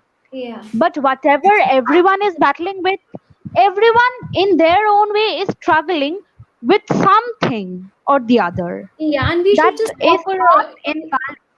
Like everyone's suffering is valid and every struggle is valid. So absolutely, definitely absolutely. negging down the other struggle because I think my struggle is harder is something we definitely should not support. At least not in this crisis period, not Yeah, ever. absolutely, absolutely, very, very true. That we should kind of, like, as I say, that that we have our own issues to deal with. It can, and as I say, that it can be like, just when you're talking about, for that matter, just when I was referring to the migrant laborer, or the unorganized sector, for that matter, in fact. But apart from that, even there are these not just a domestic help, that even the low middle class or the middle class, like, maybe it's going to hit them after in in a few months to come, perhaps. I hopefully it's not that bad, but as we know, as we can see that, the World Economic Forum, as they're saying, that that's going to be widespread poverty. So it's going to be an epidemic of, of poverty now that we need to deal with. So yes, it's going to be really difficult for the coming years, but we should just try and, I don't know, be positive sounds weird, but as I say, the good thing is that we have our own distractions. We have our mobile phones. We can, pick up the phone and call our friend. We have our Skype. We have our video calling. You can at least see someone's, face, for that matter. It's that even if you're locked down, you at least, it's not that, you're completely detached or disconnected from the outside world. Thanks to the internet, but we don't face that at this point. So yeah, that's something that definitely, I think it's just a blessing to all those who have access to internet. Yeah. So tell me something. Where do you guys live? Is it like, so? Is it like where in Kolkata, and how is the situation there? Sorry, I'll just get my charger. Okay, there is not enough charge in my laptop. Just a second. Yes.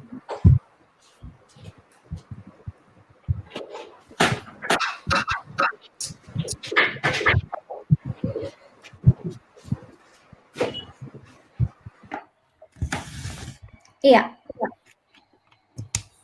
So how are the cases like in where you guys live? How's the situation there? Back in Kolkata? Any Ma'am, of you? yeah, ma'am. Mostly I see people now roaming around here and there, like people who have no, absolutely no work. They just roam around on the street because they are just bored of the lockdown or something like that. Are people wearing masks? I Some see. of them are wearing masks, and some of them, like I saw a person yesterday, he was not wearing mask. His mask was here and Yeah, I see that too. I see that too. Yeah. yeah, I just looked at him and I said, "Oh, that person is not wearing mask," and he just put it there. He Yeah. got accused And or and something. the and the weird thing is that, it's just finally we saw that, that just we're talking about Bengal here, that, that the government has finally taken up and, taking they've taken up sanitation, the issue of sanitation, more closely now, as if, like, because I live in Bobazar, and near Shialda, for example, when to be exact, like, very near to Kole Market and all that area. So, Bobazar area is definitely, there's just so much that they can do to clean it. Especially the Shialda, the entire Kole Market area, the entire Shialda market. I don't know why. What were they waiting for all these years? I mean, I don't know. Ever since I'm seeing the speech has been really, really bad, and it's been really poor. As I say, I don't know why they didn't take up sanitation as a really important factor. So now is the time when they kind of, anyways, better late than never. Now it has finally hit them because of this Yeah, it's pandemic. finally with them. They are now trying to understand. Yeah. Yes, ma'am. There were like broken roads and everything, and after the cyclone, I am seeing that everything is being repaired. Like finally, like they have seen, okay, this place was supposed to be repaired. Like they didn't Yeah, want yeah, to. exactly. So this is the problem, that, that the government hasn't been paying enough attention. Not enough, actually. In certain quarters, I would say absolutely no attention, Yes. especially in these old markets, the Boro Bajar area. And there are several other areas in Kolkata where they just seriously need to do something proper. And the Amphan obviously has just made it more and more difficult. And I mean, I dread to think what's the situation back in Bengal is, in just not in Kolkata, but, in North Bengal, like every place that it has hit, it's just been so bad in the Sundarban region. Oh my God, I mean, I can't even think of what the people there are going through. There has been like proper relief work that has been going on, especially the non-governmental organizations have done pretty well, and people have actually, like, come up with measures. But then, yeah, just let's see how things go. And situation for Bengal has actually become more difficult post Amphan. Yeah, Yes. it's become definitely more difficult. Like, So one thing I wanted to ask you guys, that do you, like, after COVID-19, I know history of medicine is something that is definitely not taught, right? But not just, not talking about history of medicine to be very specific. Let's talk about the, like, history of disease or epidemics, diseases or something that's, it's never taught. Like, we do study Black Death, I guess, in undergrads, but not in the form that we are kind of facing, or the kind of things that I referred to. So do you think that, like, there will be any, or there should be any, what to say, that the people who kind of frame the syllabus, they should kind of try and put history of disease or epidemics into it now, and we should try to study, and we should try and definitely, and to look into that. Yes, ma'am. I feel like this is very relevant, and with time, we kind of forget. Like now in the Corona times, we are going back to 1918 and thinking about the Spanish flu and everything. But before that, we were not talking enough about it. So there Yeah. should So the be. awareness, as I someone questions, the awareness is just not there, even Yes, among ma'am. history students for that matter, because because when I was an undergraduate student, even me too, I didn't have any, like, have any idea, apart, as I said, apart from Black Death for that matter, I wasn't aware too. So yeah. If there are texts, maybe that will help the students to cope up with the situation better, so that they can go back to those situations and like look upon how the people reacted and how the people like stayed. Yes, I think, yes, text, and thankfully, as I said, because if you go onto YouTube as well, you can just type, and, like, whatever, epidemic, pandemic, disease, or just anything, and, you can see, like, documentaries on it. You can hear, there are such informative talks from different, different historians across the world, the greatest, the greatest historians. So yeah, at least, as I said, at least thankfully now we have access to it. So if you Yes, ma'am. want to gain knowledge, if you want not gain knowledge, but whatever, if you want to listen to something productive, something, like, use up your time productively, you have the chance of doing it now. Let me put it that way. So yeah. Anyways, it was really. I mean, I was speaking to Shuham yesterday, and I was just thinking that I would love to kind of speak to the students, and, like, and I don't know. I mean, how did you guys like the? I'm so sorry. I mean, I don't know. People were expecting it to be a more history intensive talk, which I guess I don't know if they've been disappointed. But I just thought it would Ma'am, be it was useful to very give a very informative. overview of disease outbreaks. Yeah. Ma'am, it was very informative. We really Yeah. liked it. Thanks so much, and thanks so much for coming in, and thanks to Shubham for arranging this so quick. Yeah. Asked about the history of lockdown. So the term lockdown that we have heard for the first time in our life. So Monikornika, can you just tell us briefly about the history of lockdown? Was there any lockdown before during earlier pandemics or not? Yeah, as I What do said, there have been lockdowns, and, like, not as I say that, not as lockdown as we understand now. But I was referring to the Spanish flu. There have been, like, where people were asked to remain home, and not just to remain home. They were like, they were, in fact, and so, take certain measures, and the schools were closed, and, and so all of these things, and they were, as I said, they were asked to stay home, and if you don't stay home, like, they definitely, they have taken difficult measures. So these things, it's not something, as I said, like, but not at the scale that we understand lockdown today. But yes, there have been references to that, and not just to the Spanish flu, before that as well, during, as I said, 1665 London plague. There, like, where that in people who have been infected, those families, they were, like, really really asked, that, and that to stay at home, and not come out, so that, just to contain the disease spread, so that the disease, yeah. So, but this, as I say, this entire thing has been very very unique. I'm sure that there will be, I don't know how many like posts. I keep thinking that, post maybe not even 100 years for that man. I'm sure like in 50 years time, or maybe 5 years time, who knows, that people are going to be writing their PhD thesis on history of COVID-19, and then having a chapter on lockdown experience.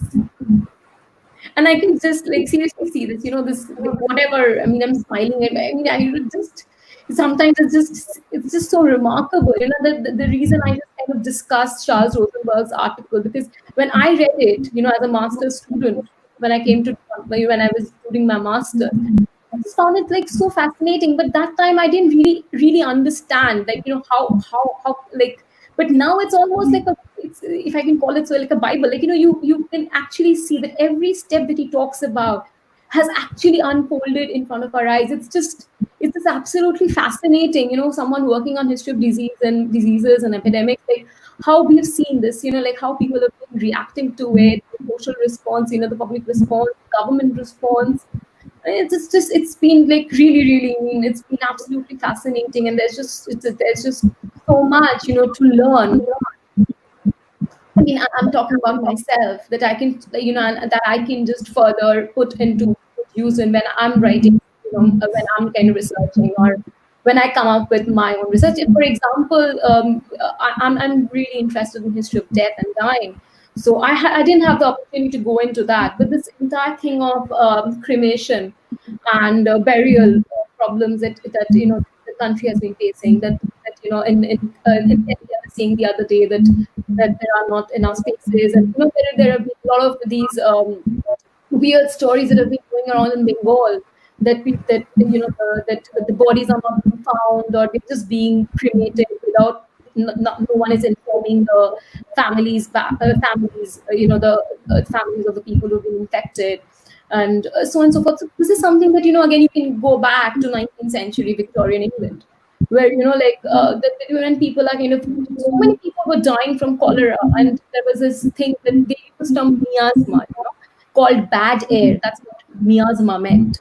So that, because of out of these dead bodies, that, this sanitary issues, sanitary problems that kind of rise, that kind of stems from the dead bodies. So this infectious disease and how it could spread further. So this is something that, I'm not trying, but so this is something that we are facing today as well, right? That people, they don't know. I mean, people are kind of almost that, they don't know. They fear that what exactly the burial process should be. Though actually WHO has its own regulations, as we all know now, that, how a body should be disposed. So yeah, there are so many different aspects, that one can just look to. Ma'am, even in the cholera pandemic, just as you rightly pointed out, people actually increased the price for cremating the dead bodies and for the cloth that they used to wrap around Yeah, the dead yeah. bodies. And it became a big business. Like at that time, there were so many deaths, it became a business, like Yeah, flourishing and the business. bodies were kind of, they were buried one on top of the other. Like, for Yes, example, what happens during a famine, that there are these mass cremations, mass burials that go on, famines, or during wars. So, and definitely during, like very huge, like, in fact, I was just seeing this image in Brazil, that, that they have this, just dug up this entire huge space, and where they just throw into the dead bodies. In fact, I was reading another story where it said that, they're handling the dead bodies like animals. By that, they're just not giving enough respect. That's what they're saying, that, to the dead bodies. So this is entire. This is another very important discussion that obviously I haven't been able to take up. But is this entire concept of death, dying, and bereavement? But, how, and I mean, because of the this entire lockdown and measures and stuff, that, that people have been close to the person who has died have not been able to be there yes, ma'am. near the near to the person. So not just not his or her immediate family, but even friends and relatives, for that matter. So it's very difficult at this stage. And, and this entire question of dignity of dying, that, I mean, how do you kind of how do you kind of give enough respect to the dead body? that because this is the last rites that are being performed. So how do you kind of take this entire conversation on dignity of dying as well along?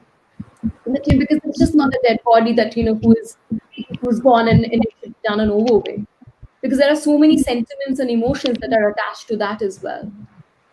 So yeah, because for Hindus it's cremation and a particular way that it should be done according to them. Even if you are going for the electric, I'm so sorry. I don't want to really sound very morbid, but I'm just trying to talk about, because these are, again, it's a very important discussion that we should have.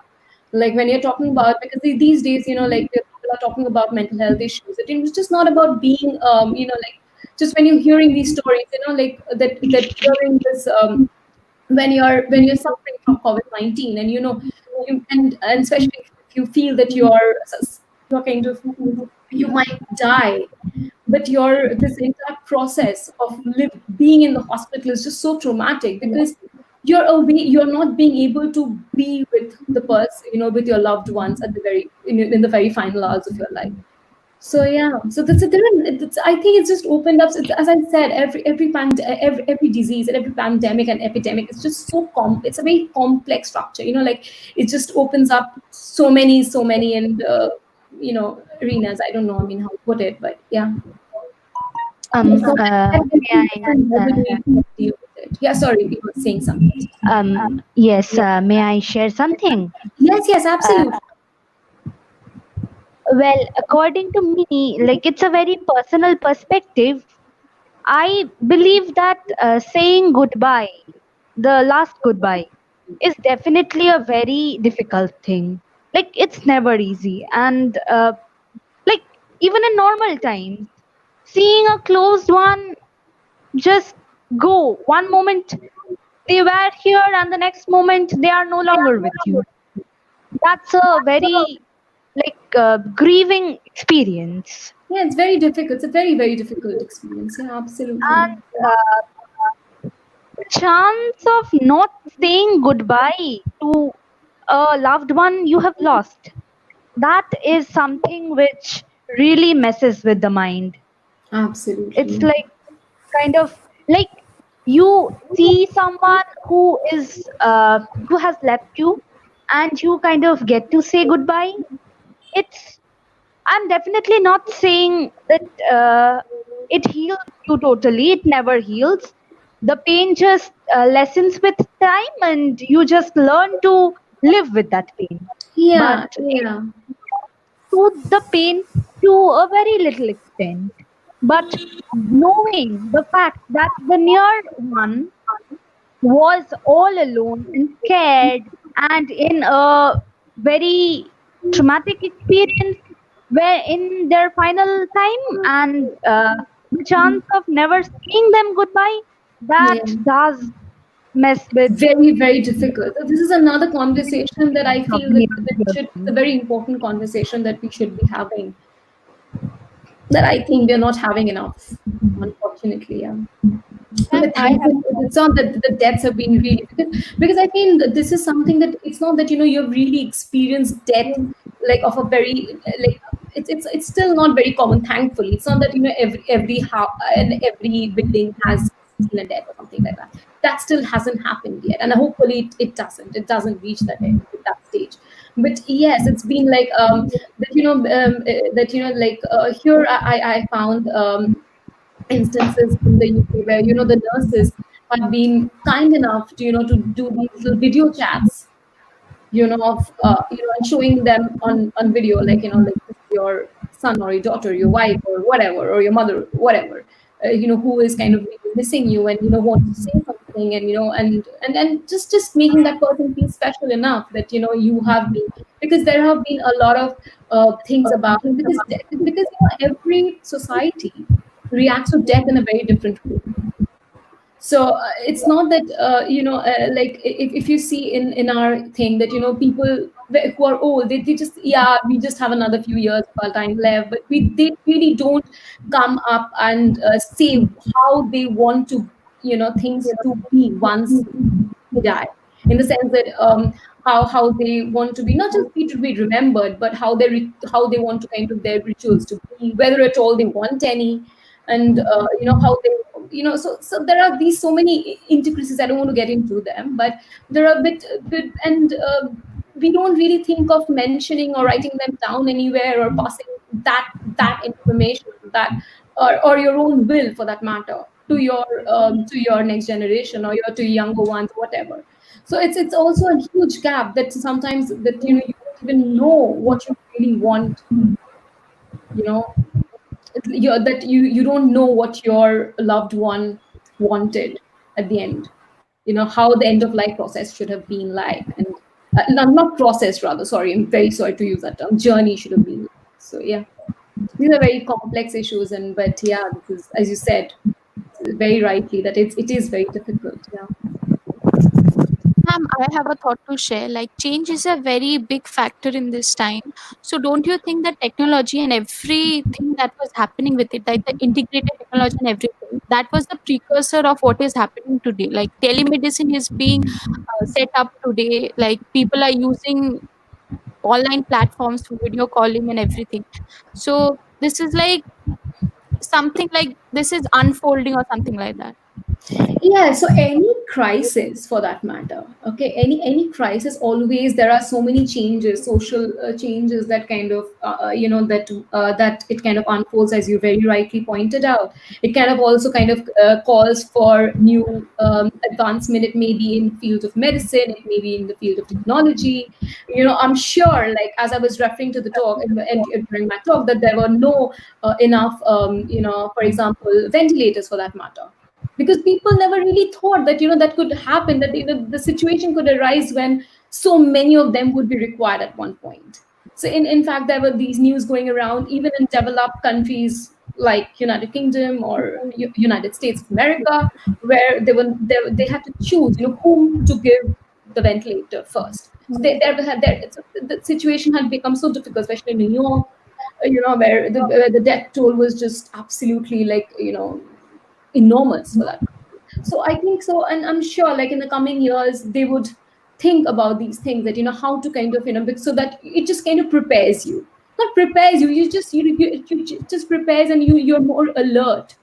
For example, during the world wars, okay, so what happens is, that was during the time that surgery really really developed. It really took it took leaps and bounds. Because prior to that also there were these field hospitals or whatever, but ambulances for that matter, how things are so every crisis, be it war, be it famine, be it the outbreak of an epidemic or a pandemic, that's what happens. That as a society, you kind of that you're kind of you try to be better prepared for the next one. Yes, ma'am. It kind of takes us to the next stage. Absolutely. So even here, like, as you mentioned that about the technology, but one thing we really need to keep in mind, at least I feel, that I don't think technology is really a solution to everything. Classroom Yes, teaching, for example, as you were talking about a student, it is important. For that matter, that as I was just talking to her at the back. I was responding to her that time, that you do have access to Skype, WhatsApp video, everything is there, but you do need that human touch. You need to go back to your college, hug your friends, and have a good time at the canteen. You can't, like, you can continue having having snacks and having in a Zoom meeting, but just being there together, because at the end of the day, we human beings, we're social animals. We really need to be there, and so just not in the form of a classroom, even in doctor patient relationship for that matter. I really don't think that the relationship that can be formed when you're really seeing the doctor, and the doctor is kind of coming, and with the stethoscope, and checking you, and whatever, and doing these little things that still the doctor they continue doing.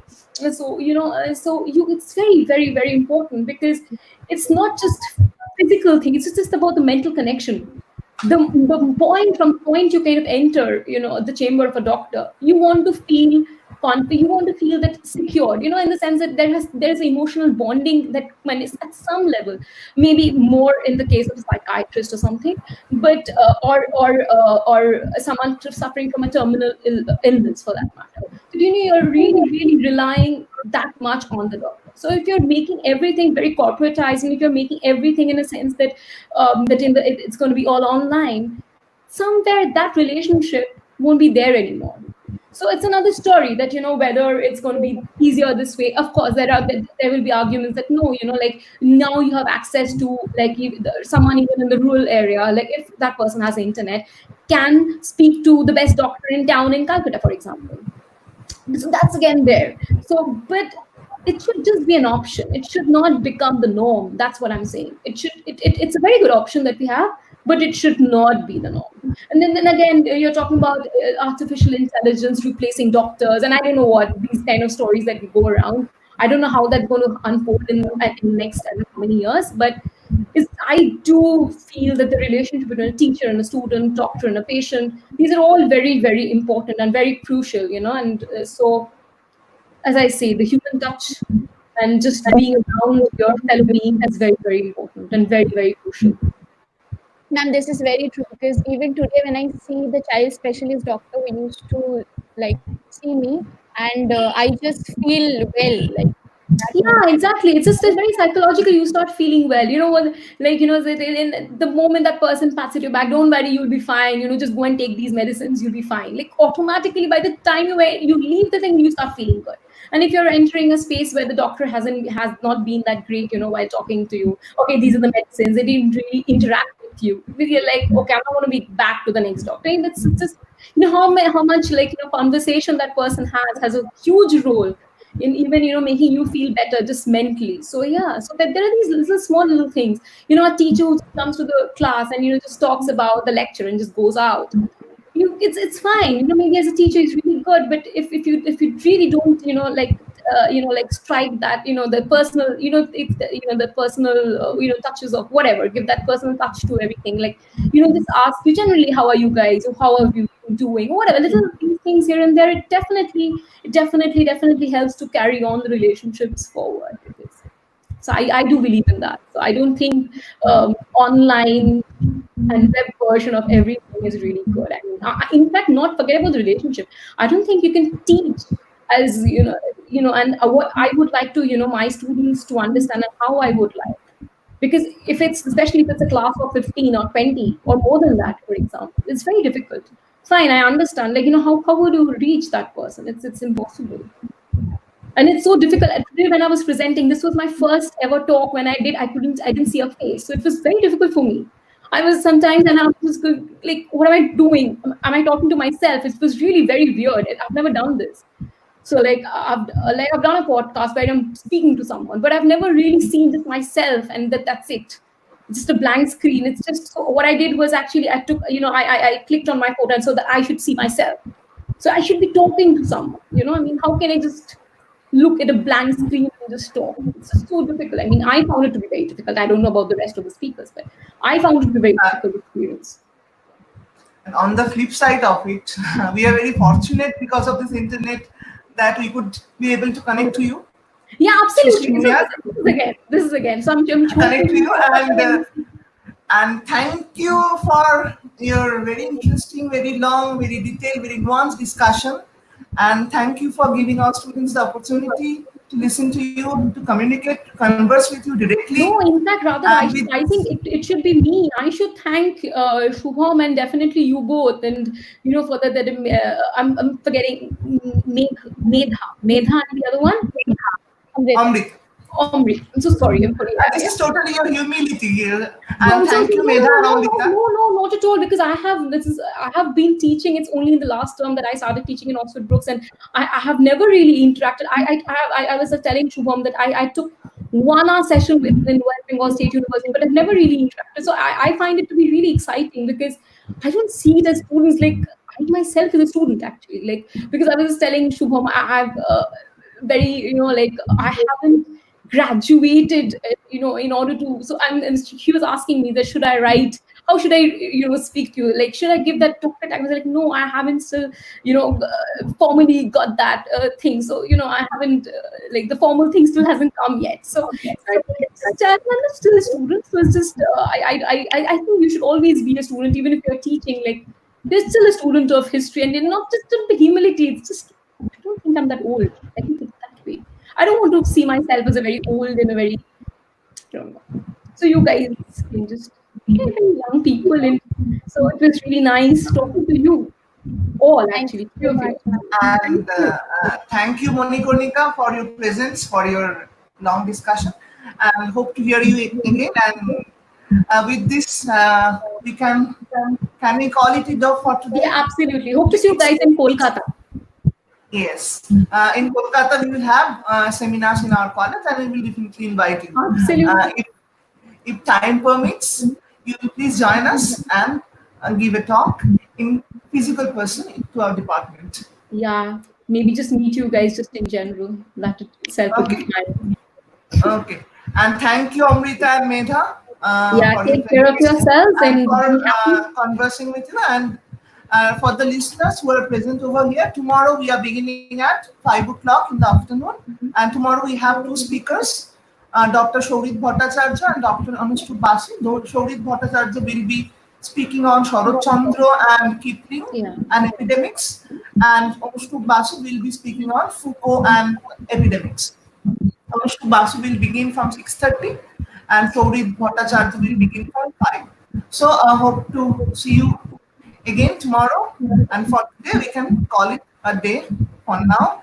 And stay safe during these troubling times. Hope to meet absolutely. you again. Yes, Thank you take so much. care. Be happy. Bye-bye. Bye. Bye, ma'am. Bye. Bye.